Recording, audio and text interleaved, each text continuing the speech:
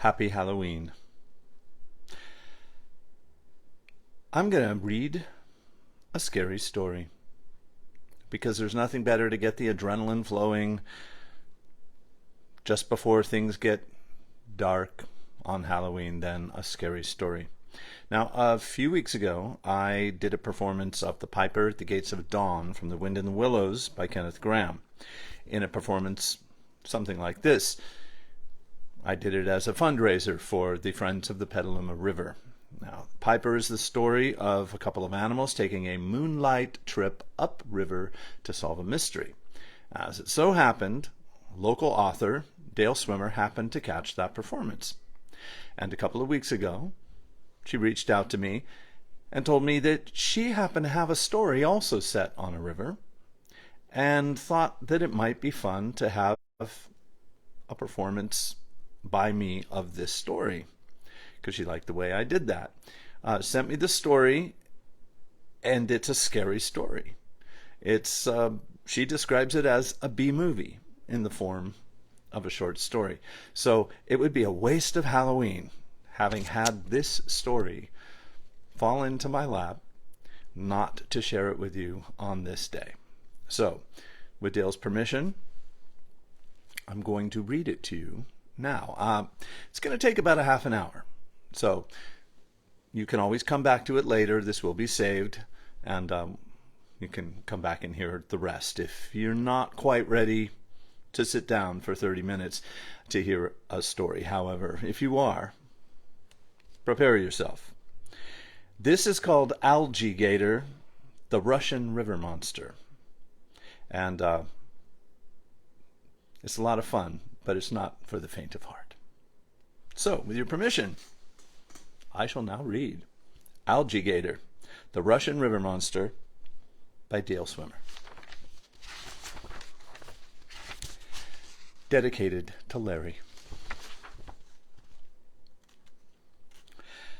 The summer of the pandemic was quiet and warm on the Russian River for a while. It had been a year since the last big flood, when the town was evacuated and the river rose 14 feet above the streets. Houses were wrenched from their foundations, pylons pulled away from their moorings, picnic tables lodged in twisted willow trees. In this muddy torrent, garages and basements overflowed, sending car parts, used motor oil, lighter fluid, solvents, grease, fertilizers, pesticides, kitty litter, paint, gasoline, and other poisonous materials into the river. It was said, though no video footage was found, that the river could be lit on fire due to the toxic chemicals released into the water. On Riverside Drive, there was a mix of residents and San Franciscans with summer homes there who had fled the city to wait out quarantine. Larry and Dale lived in the green house with the Jamestown red trim. Next door, Chris and Livia, their teenage son Luke, their 21-year-old daughter Francesca, known as Frenchie, and Tess, the Australian Shepherd mix, were in the red Dolce Far Niente cottage. Adam and Sophia, his 6.5-year-old daughter, had a place across the street. Mike and Penny lived in Oz, the big emerald green place on the river. 2 houses away, Greg and Kim came down from Oregon to stay in their gray bungalow. Further down the road, there were a couple cabins rented by weekend guests. The neighbors cautiously greeted each other, careful to keep a 6-foot space between one another, adhering to the social rules of the pandemic. They were happy to be reacquainted, battle-weary from the personal effects of a distant virus. Schools and most businesses were closed. Families were together every hour, every day. The neighborhood offered a sheltered place where they could be close together, yet far enough away from others. Behind their face masks, they exchanged a silent message: "We are safe." Heat records were set and broken that summer. The water temperature increased by 4 degrees. Fertilizer and pesticide runoff from multiple vineyards along the river emptied into the water. These nutrients, combined with the heat, provided an ideal condition for the algae in the river to flourish. As the cyanobacteria bloomed, it joined spirogyra chloroplasts, filamentous algae, foamy green bubbles, blue-green algal mats, and scum. Pangea-like masses formed that blocked the sunlight from above and kept secret what lived below. Day 1. One late afternoon in June, Dale is at the dock, thinking about the day. Larry skips down the stairs from the house to join her. From the rocky beach across the river, the mallard ducks swim towards them, 5 ducklings with mother duck in the lead. They have discovered that humans will feed them, and the handouts are readily available. Their regular diet of aquatic vegetation and insects had been supplanted by Nabisco Ritz Bits, Oreos, stale bread, crackers, Haribo gummy bears, Swedish fish, and Doritos. "Hi, ducks," Dale greets them. "Look, Larry, the ducks are coming over." The neighbors, Kim and Greg, float by in their kayaks, their fishing lines trailing in the water behind them. "Hi, guys," Dale greets them. "Look at the duckies." Kim shudders and warns, "I don't like to count them. There always seems to be one missing the next day." Kim and Greg continue upstream so Greg can try out his new red fishing pole. Larry and Dale go back up to the house. They see Livia in her yard trimming the branches on an English walnut tree with a telescopic pole saw. They offer their assistance. Knowing that power tools are great for gardening, Larry selects a Bosch 18-volt sawzall with a Diablo Demon blade and makes quick work of that tree. Dale brings the freshly trimmed branches to the green waste bin at the front of the house. Just then, Deborah arrives for a swim. At the dock, in the gentle evening, Deborah wiggles into her blue bikini and adjusts it onto her smooth white skin. She clips long, silky red hair back in a rose gold barrette. Deb, as she was called in high school, lowers herself into the warm water and swims around the river's bend. When sunset gives way to twilight, she returns to the dock and leisurely reclines on a lounge chair there. Her mind and body relax, and the warm air dries her cool skin. Deborah makes her way back home and prepares dinner for her loving partner, Jerry Knight. On a log at the river's edge, the mallards bed down with their ducklings, ready for sleep. That night, Larry and Dale are in bed. Their bedroom windows are open to the river, and they listen to the crickets singing nighttime lullabies. Suddenly, there is a disturbance in the water. The ducks sound the alarm. They slap their wings against the water and frantically peep at each other. The turmoil increases, flailing on the water. The mallards try to escape their unknown attacker. In the cacophonous fury of those murderous minutes, there is a sound of gently snapping bones. "Sounds like an otter just ate a duck," Dale says to Larry. Day 2. The next morning, Larry and Dale are on dock looking at the algae growing in the water. 4 young mallards swim across the river towards them in hopes of an easy meal. Dale asks, "Weren't there 5 ducklings yesterday?" "There were 5, Larry concurs. "Guess that's why Kim says not to count them." Next door, Livia is on her deck, folding clothes from the drying rack. She gazes into the sun's reflection on the water and thinks about the mountain river in Italy, near Turin, where she learned to swim as a child. Her brief reverie concludes when she hears Francesca come into the house. After a long day, Frenchie is ready for the river. In her room, in front of the mirror, she kicks off her sandals and tosses her dress onto a chair. She selects the green high-waisted retro-style bikini, coils her hair into 2 Princess Leia braids, and hops on her paddleboard for an afternoon yoga meditation. Surya Namaskar, sun salutations. Francesca thinks about the photos she would like to post. She considers which of her paddleboard yoga poses will dazzle her friends and admirers. As she sets out, her 19-year-old brother Luke comes home for lunch from his job at the hardware store across the street. That afternoon, Larry and Dale take the debris disgorged from last year's flood and lodged under the back steps of their house to the county dump. They load muddy fragments of furniture, empty jugs of Roundup weed killer, a sealed 5-gallon white bucket of unknown contents, broken plastic, and pieces of painted wood into their Jeep Renegade. There is a magical and romantic quality about the dump.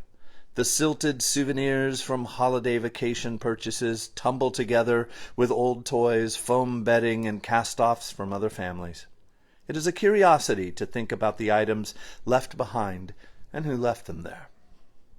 Larry puts the heavy sealed white bucket on top of the huge discard pile. The dump custodian stops him and asks, "What is inside?" "I don't know," Larry shrugs. "It washed up in the flood." The custodian pries open the sealed lid. He dips his gloved hand into the watery liquid and smells his fingers. "Hey, Mark," he calls to the forklift operator. On top of a mound of garbage. "Come take a look at this. What do you think it is?" They peer into the bucket and examine the green, odorless, viscous material inside. It is the color of the acid bath in the Batman cartoon that transformed the Joker and Harley Quinn into villains. "Is it paint?" the custodian asks. "I don't know what it is, but you'll have to take it to the toxic waste disposal in Petaluma." In his gravelly voice, Mark growls, "Get it out of here." On the way home from the dump, Larry and Dale think about the toxic bucket secured in the backseat of their Jeep, still in their charge. A montage of ecological disasters and scary movies play in their minds. They consider the buckets and jugs that washed away, spilling their vile contents into the river, and the deleterious effects on the river flora and fauna living nearby.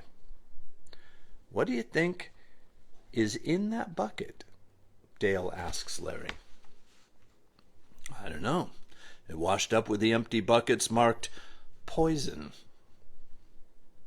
On their way back, they pass the ghost train tracks and hear the ghost train horn. Back at home, Dale shows Larry a newspaper article from the Press Democrat. It is about a man who won some exotic reptiles in a card game. Dale reads the story aloud. He had a Saban black iguana under his bed, a ball python in a flower pot, and a bearded lizard in the terrarium. 2 baby alligators were in the bathtub. A glass box held giant millipedes curled up in dirt and rotted logs. "What?" asked Larry, distracted and scrolling through his sports scores on his phone. Dale continues. When his girlfriend left, the card player became despondent and careless. During a casual feeding, a baby alligator bit off his ring finger. The gambler knew it was time for a change. Late one night, he released the reptiles into the river. In the beach parking lot, his truck radio turned to 95.1 KGGV. He turned up the volume. Foreigner's song, Waiting for a Girl Like You, played over the airwaves. A homeless woman wandered upon the nefarious nocturnal activity. She startled the prized gaboon viper, which bit her. She stumbled into the sheriff's station to report what she had seen. As the last paroxysms took over her body, she died in a crumpled heap on the cold floor. "Do you think the reptiles survived?" Larry asks Dale. His question lingers unanswered in the midday air. That evening, after a hot day of work at Main Street Pizza, Deborah cools off with a dip in the river. She sweeps her red hair into a twist, ties her blue bikini onto her ivory skin, and descends the ladder into the water. Deborah swims toward the bend in the river. Suddenly, 2 enormous rows of razor-sharp teeth break through the water's surface. It's a terrible alligator, a direct descendant of the Dinosuchus dinosaur, covered in algae scum. It has been mutated and made vicious by the noxious chemicals poured into the river. At the same time, in her cottage, Livia prepares barbecue for her family's dinner. She sees Larry and gives him some ribs and smoked tri-tip to thank him for his help with the walnut tree. Livia looks up from preparing the barbecue plates. Her view is still slightly obscured by tree branches. She does not see Deborah dragged under the water by the carnivorous water beast. Deborah's bones are crushed like a duck in an otter's mouth. Next door, Larry tears into his dinner, gnawing and sucking the barbecued meat off each bone. After dinner, Larry and Dale hear children laughing and splashing in the river, shrieking as they dive and cannonball off their dock.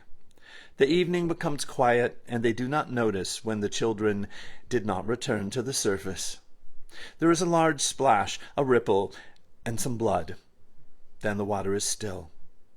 A few feet away, the water birds cause a frenzy and fly around the bend. The ducks scatter, their wings beating on the water as they alight in flight. In one of the rented cabins, a married couple is nearby in the backyard. The wife hears the commotion, her view of the water concealed by trees. "That scared me. It's just the ducks," she tells her husband, though more to reassure herself. In the river, with a flick of her heavy tail, this monstrosity, this algae gator, dives deep into the river. A duck is secured in her ferocious 5-inch fangs.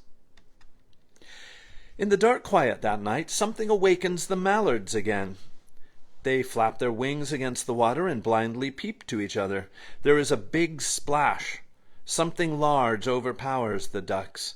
From his house, Greg hears the commotion. He directs his 1,000,000 candle power flashlight to the opposite shore. The light beam darts over the water, which has become calm again. Greg's light illuminates a massive dinosaur eye, barely visible above the waterline. With a snort and a yawn, feathers lodged in her cruel teeth, the algae gator descends into the inky black water. Greg sends the flashlight beam back across the river, but cannot locate the red, reflective glimmer again. "That was no otter," he says to himself. Dale is on the dock having a smoke and sees the flashlight beam. She catches the ruby-red glint on top of the water and runs upstairs to tell Larry. Day 3. The next morning, as the fog is lifting, 5 merganser ducks paddle down the river looking for a meal of mollusks and water bugs. They swim with their feathered heads just below the surface of the water. Their long gray bodies look like alligators. A fisherman is out early. He moves his fishing rod back and forth in the water to attract large fish. The water ripples. Enormous rows of reptilian teeth rise from below the surface of the river and snap closed around him. Teeth crush his body. The fisherman's blood and flesh squirt out the monster's mouth as she gorges on the fisherman. Later that morning, Adam and Sophia come for a swim in the river. Adam holds his daughter's hand in one hand and her green alligator floaty in the other. They count to 3 and jump in the river together. Sophia hops onto her alligator floaty and Adam pulls her around. The river monster is nearby.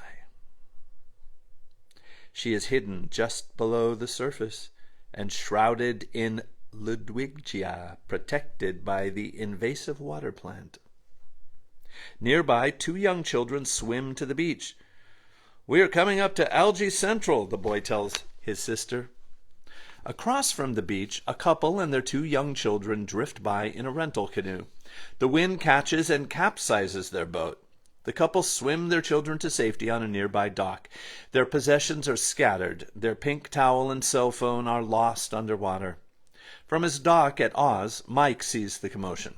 He puts on his mask, fins, and snorkel, and dives into the river to offer his assistance. At the muddy bottom, he feels around for the phone. 15 seconds later, he emerges with the phone in his hand. The family cheers. The phone still works. Mike descends again, invisible from the surface, to search for the pink towel. A few seconds later, Mike resurfaces with the pink towel and Deborah's bikini top, with her shoulder still attached. On shore, Mike reports his findings at the sheriff's station. Despite the hot summer weekend, the sheriff closes the beaches. He posts no swimming signs at Johnson's Beach, Oddfellows Beach, Summer Bridge, the Monte Rio Public Beach, and Vacation Dam. The businesses along the river are closed. Susie and Shirley at Smart Pizza turn their sign from open to closed. The Coast Guard helicopters speed up and down the river, flying low, searching for something. Dale is watching the chase from her dock. The air becomes dank with the odor of rotting vegetation and dead fish. She hears a splintering sound from beneath the dock. Holding her breath, Dale quickly steps back. The mallards see Dale on the dock and immediately cross the river towards her. She cowers at the back of the dock and quickly creeps towards the stairs that lead up to the house. The river monster senses her presence and her fear. The ducks move closer, hoping for a Nabisco jackpot. In one savage motion, the Algae Gator crashes through the dock and devours Dale, casting broken wooden boards aside. Just before sunset, it is quiet on the river. A great blue heron calmly looks for fish and ready to strike at the slightest movement. A little green heron hops up from under a nearby dock. A belted kingfisher flies down the river singing its electric notes as a Pacific slope flycatcher snatches a mosquito hawk in its bill. That evening at 12:34 a.m., a lady looks for her lost cat. Banging a fork on a tuna can, she calls to it in the darkness, "Come here, New, New, come here, kitty." She taps the tuna can again. She shines her flashlight across the water. "New, New." She sees her cat caught up in netting along the edge of the river. The cat lady hurries to retrieve New from the net. As she untangles little New's paws, the Algae Gator lifts its entire body out of the water and swallows the lady and her cat in one fierce bite. Day 4. The sheriff and Coast Guard helicopters fly low along the river, looking for unexplained activity in the water. Corkscrew Louie, a reckless local and former stunt pilot, has joined the hunt, though not at the sheriff's request. The sheriff is in a motorized Zodiac. He is accompanied by locals on pontoons and party boats as they case the river. The water flow from Lake Sonoma and Lake Mendocino that feeds the river has been shut off to reduce the water level. At Johnson's Beach Dam, Coast Guards unload armored boats into the water to block passage to the ocean. Christian Porter, another reckless local and fisherman with an outsized 40 HP four-stroke motor on his speedboat, joins the fray. He notes the fishing holes in the river that could hide a creature. Over the years, while fishing for large and smallmouth bass, bluegill, catfish, shad, Chinook salmon, coho salmon, and steelhead trout, he has made a mental map of the river's deep spots.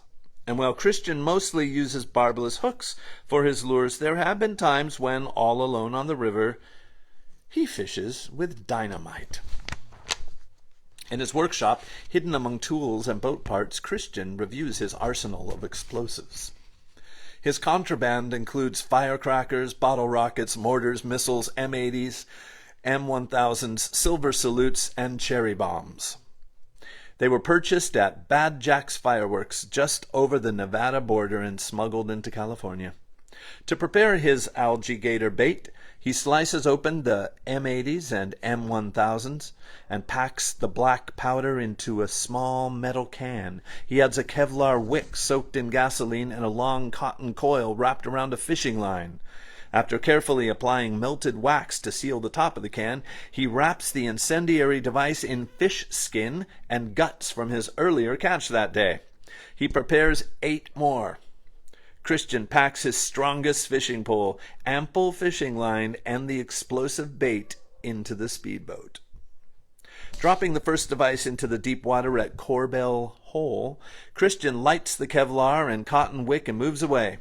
2 minutes later, there is an explosion, and a column of water shoots up nearly 7 feet in the air. Fish rain down. He does the same thing at Deep Hole, Drake's Drop, Fish Shadow, Rio Nido Nook, and Gio's Grotto. Several dead fish lie on the surface of the water. The sheriff in the helicopter sees the explosions, but no activity from the Algae Gator. Meanwhile, the neighbors on Riverside Drive set a trap.